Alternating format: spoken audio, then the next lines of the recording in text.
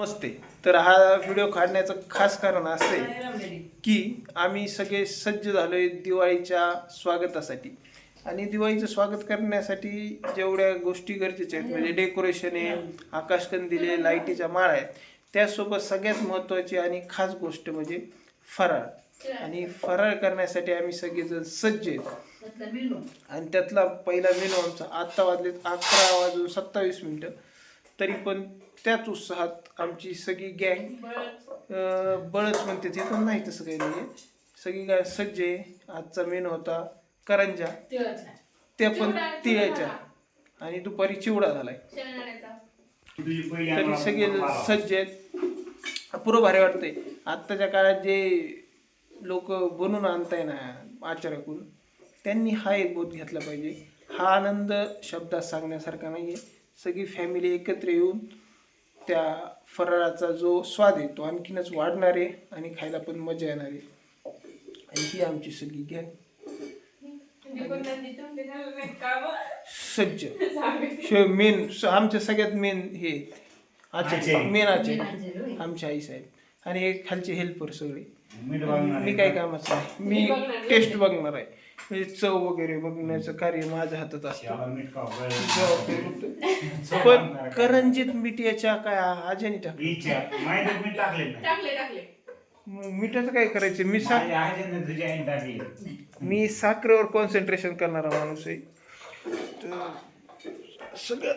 सगळ्यात प्रथम आपण मेन आचार्याकडे येऊ.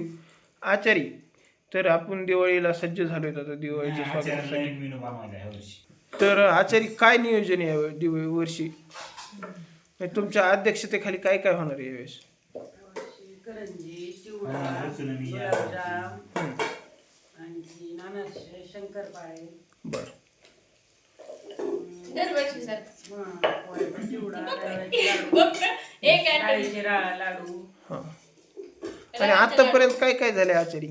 आतापर्यंत चिवडा, हा. मी ऐकलं ते खवा रेडी आहे, गुलाबजामुनची उद्या तयारी होणार आहे. म्हणजे असं सर्व नियंत्रण शेड्यूल आखल्या गेलेलं आहे, त्यानुसार कार्य चालू आहे. आणि हे हेल्पर आशाबाई, हे हेल्पर आहेत. हे दिवसभरात शेतात मुकादमी करून, म्हणजे यांच्या अध्यक्षतेखाली कांदा खुरपणं चालू होतं. आणि 17 बाया त्यांच्या हाताखाली कामाला होत्या. 17 बाया त्यांच्या हाताखाली कामाला होत्या. सरपंच 18 मोठं म्हणजे काम दिखाऊ व्यक्तिमत्व आहे. आणि खूप काय नियोजन आहे अशा वेळेस दिवाळीचं? मी करंजा करतोय तिळाच्या सगळे एकत्र बसून. हा बरं झालं तेवढं तरी. एक नंबर बसून नियोजन आहे. आणि इथं मेन आचार्यांच्या अध्यक्षतेखाली हेल्पर जे म्हणतात आपण, हे ते बघा, ते एक डॉक्टर होता इंजिनियर झालेले, आणि ते करायला बसले. आणि इंजिनिअरिंग त्यांच्या डोळ्यातून लगेच डोक्यातून दिसते. ते तसले करंजाला आकार बिकार लागले द्यायला. मी त्यांना मनापासून आव्हान करतो, नाही तिथं तुमची इंजिनिअरिंग दाखवू नका. कुत्र्यावाने मार खाल्ल्याशिवाय तुम्ही राहणार नाही. ही जबाबदारी आमची. काय नाही, खाली बघायचं काय नसतं, ती झाली. आणि हे जे गोबडा तोंडाचं आहे बुरफुट, हे जरी दिसत असले काही कामच नाही, नुसत्या खायच्या कामच आहे. हे 12वीत गेले तरी त्याला काही येत नाही. गैरफायद्याचा विषय नाही. म्हणजे माणसाने, आता तुम्ही विचार करा, 11वी 12वीला जर पोरगी गेली तर ती किती सुग्रण असावं, किती याचं बनलेलं कुत्रं मांजर सुद्धा खात नाही. तुम्हाला आता काल म्हैस आमची इली होती, तसला वड्या केल्या त्या, दिवसभर पडल्या, आमच्यातल्या कुणी तोंड नाही लावलं. शेवटी मांजराला टाकलं, त्याने सुद्धा खाल्लं नाही.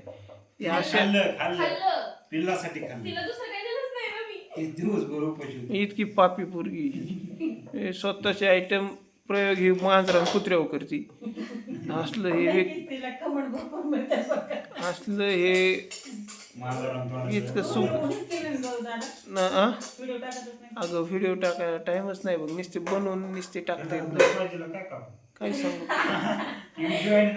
तुम्हाला माझ्या लक्षात आला सांगत होता. हे आवरा पटापटा.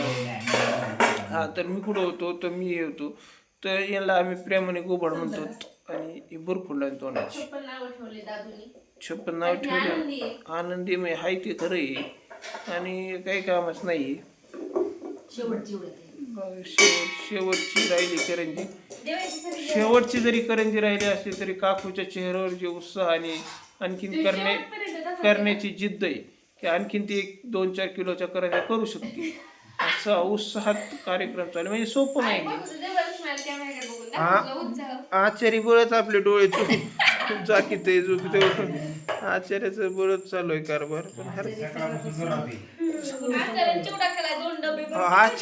आचारी म्हणजे इतकं आलं इथं बेत सकाळी रविवार असून भेंडीची भाजी आणि तुला खोटं बोलत नाही. मी डोळे चुळीत आलो मला भूक लागली होती बरं का. मी भेंडी बघितली मला असला राग आला.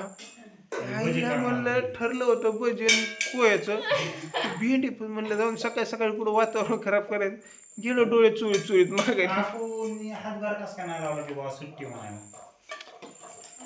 नाही तसं नसतंय. हे यांचं उगाच पटत आहे दोघं एका माळीचे एकच देव नाही. ते यांचं पटलं कसं असते यांना माहिती आहे एकाच लेवलची ती.